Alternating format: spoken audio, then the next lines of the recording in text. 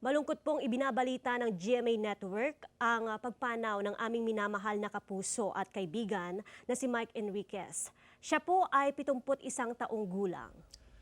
Halos 2 dekada siyang napanood gabi-gabi sa 24 oras, mahigit na 20 taon din siyang naging host ng public affairs program na Investigador. Si Mike po ay nagsilbing presidente ng RGMA Network Incorporated at naging senior vice president at consultant for radio operations ng GMA. Siya din po ang host ng Super Balita sa umaga at saksi sa Double B sa Super Radio DZBB. Mahigit 50 taon nang buong pusong naglilingkod sa mga manonood at tagapakinig si Mike na nagsimula sa industriya noong 1969 at naging bahagi ng GMA Network noong 1995. Nagluluksa po ang Board of Directors, Management at empleyado ng GMA Network Incorporated sa pagpanaw ni Boss Mike. Ayon sa GMA Network, ang kanyang dedikasyon sa industriya ay magiging inspirasyon sa lahat. Super Radio DZBB. Magandang umaga Luzon, magandang umaga Visayas, magandang umaga Mindanao.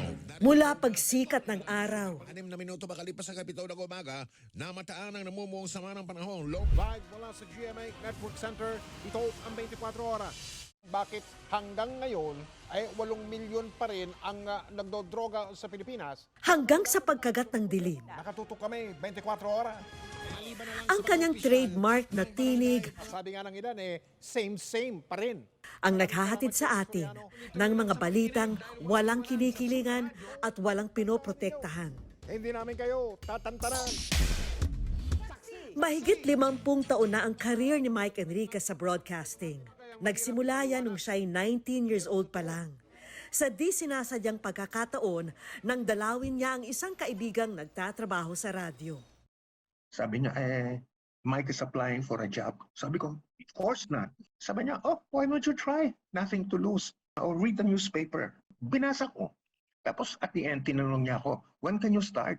Taong 1995, nang lumipat siya sa GMA Network, kung saan sinimulan niyang pamunuan ang radio department ng GMA na kanyang pinalaki mula sa 4 na istasyon lamang. Oras po natin, alas 7:38 seguros. Ang kanyang TV career naman, hindi rin daw sinasadyang magsimula nang mga ilangan ang GMA ng male anchor sa isang election coverage, bagay na labis daw niyang ikinagulat.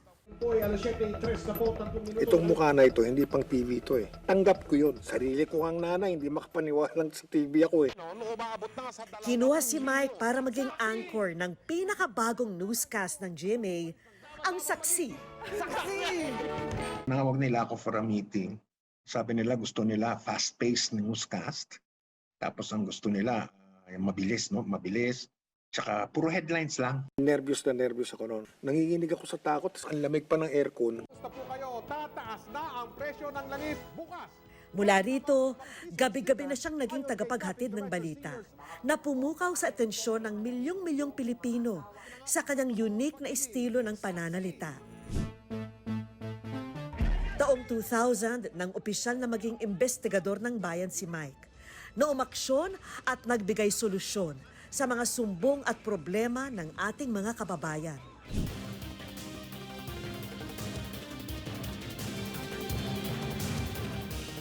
At pagsapit ng 2004, lalo pa siyang naging bahagi ng bawat gabi ng mga Pilipino Narito ang pinakarespetado, pinakapinagkakatiwalaan. nang maging isa sa mga anchor ng 24 oras. Ito ang 24 oras. Dahil hindi natutulog ang balita. Ang 24 oras na investigador ng bayan, tunay na ngang walang inaatrasan. Ng eleksyon 2010, si Senador Noynoy Aquino. Senador, magandang gabi po. Magandang gabi rin, Mano Mike. Mula giyera sa Iraq, Kahit sa anong dako ng mundo kagaling dito, iisa lang kami. Iisa lang ang aming misyon. Lahat kami mamamahayag. Ang trabaho namin, ipaalam sa buong mundo ang katotohanang nangyayari dito sa loob ng Iraq. Dati, yan oh. Ngayon, ito na, sa lupa. pati pinakamalalakas na bagyo. Mahigit 20 minuto na kami lumilipad dito, papalapit na sa Tacloban. Lahat ng dinaanan namin, lahat ng bahay, sira. Tignan ninyo ang mga tao, kanya-kanyang hakot na nung mga karga nung barko na mga sakong puti. ni isang bubong, Mel, ni isang bahay, ni isang struktura o gusali.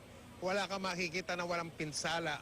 Mga nakapanlulumong trahedya, Hindi pa rin po nakakabangon mula sa nangyaring bakbakan ang dating sentro ng komersyo dito po sa Marawi. Ganito ang sistema dito, Mel. mga makasaysayang pangyayari, Bakit kayo nandito sa Vatican? Bakit nyo gustong makita si John Paul II? Ang sabi nila, Mel, kasi isa siyang mabuting tao.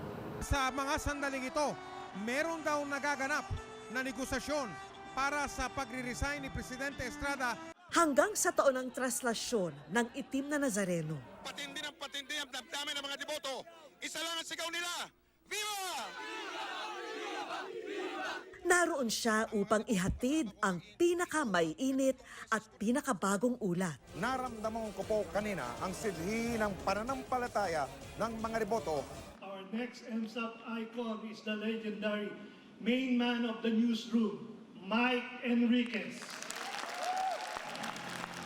Ang kanyang husay, kinilala hindi lamang dito sa Pilipinas, kundi maging sa international stage. This is an affirmation that we must be into something right and something good.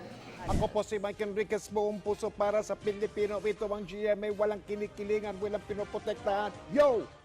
Pero sa kanyang galing sa pagbabalita, kanya rin na ipapakita ang kanyang pagiging tao lamang. Kung saan galing yung bagong strain o uri, excuse me po, hindi po yung coronavirus, ng coronavirus. Good manners and right conduct yun. Kala ng mga tao, arte yun eh. O gimmick. Hindi po. Kasi bata pa kami, sinanay na kami na pag inuubo ka o pag binahing ka, dapat mag-excuse me po ka. Sa eleksyon 2019, pusuan ang totoo. Nitong eleksyon 2019, pinag-usapan at naging viral din ang ilan sa mga sinabi ni Mike. Gusto ko silang singilin. Anong maasahan namin sa inyo ngayon? ka na? Yes! Maaga. Maaga pa na singilan mo? Oo, para magkaalaman. Magkano Ngayon sa'yo? pa lang, magkaalaman na para sa habang umuusad ang kanilang termino, na-check natin yung ginagawa nila versus yung ipinangako nila. Ngayon, ang aming minamahal na si Mike, hindi muling maririnig ang tinig matapos ang kanyang pagkikipaglaban sa karamdaman. Pero sa aming puso, malinaw na malinaw pa rin ang kanyang boses. Hindi namin kayo tatantanan. Ako po ang inyong kapuso, Mike Enriquez. Gabay namin sa paghatid ng serbisyo at katotohanan at ng matapang na pagbabalita. Paalam, Mike, hanggang sa ating muling pagkikita.